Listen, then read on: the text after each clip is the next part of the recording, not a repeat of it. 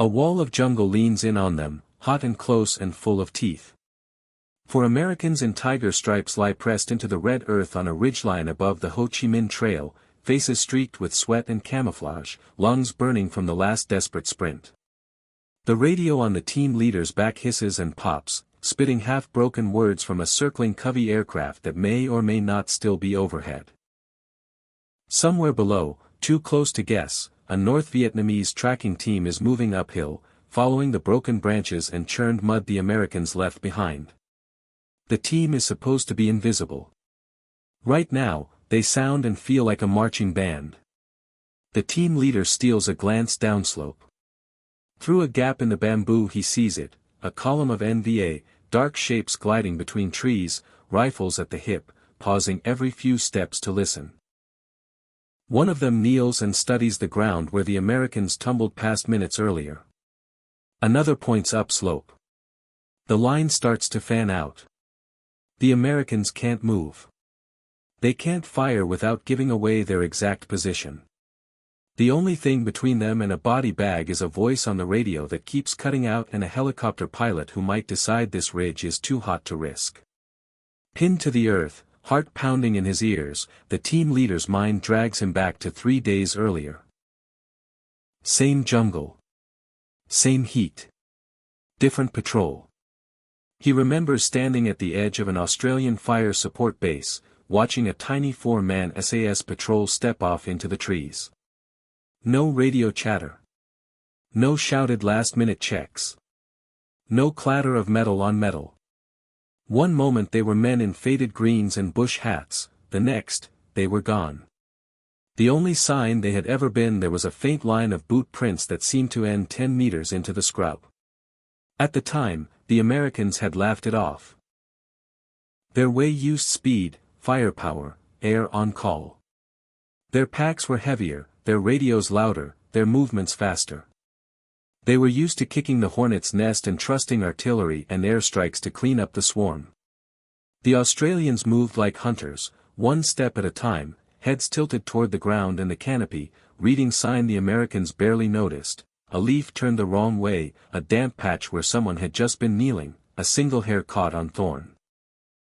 It had looked almost slow. Too slow for a war that seemed to reward aggression. Now, with NVA boots dragging closer through the undergrowth, that memory cuts like a knife. He can see the Australian patrol leader in his mind, relaxed grip on his rifle, eyes always moving, every halt chosen for cover first and comfort never. He hears the quiet briefing voice again, explaining that the jungle isn't just a backdrop, it's a book, and the enemy writes in it with every step.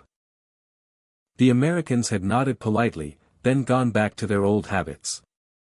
They had treated stealth as a trick, not a discipline. A twig snaps to the left.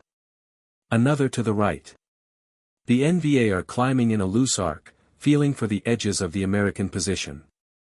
The team leader realizes, with a sharp, cold certainty, that his men are being read the same way the Australians had read Viet Cong tracks in the rubber plantations and triple-canopy hills to the south.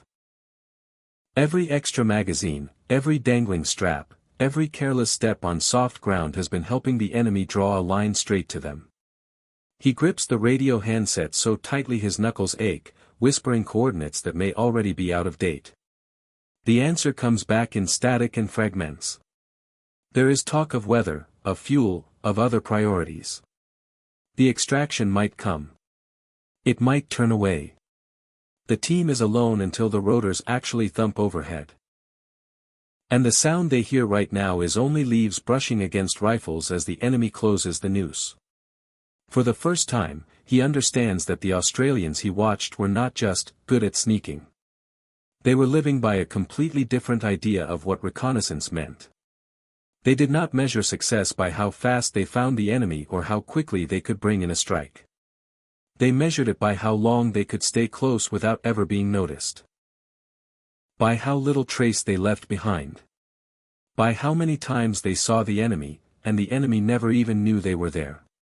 Face in the dirt, breath held, listening to boots and quiet voices moving upslope, the question slams into him harder than the heat, harder than the fear. If a 4-man Australian patrol were in this exact patch of jungle right now, would the NVA even know?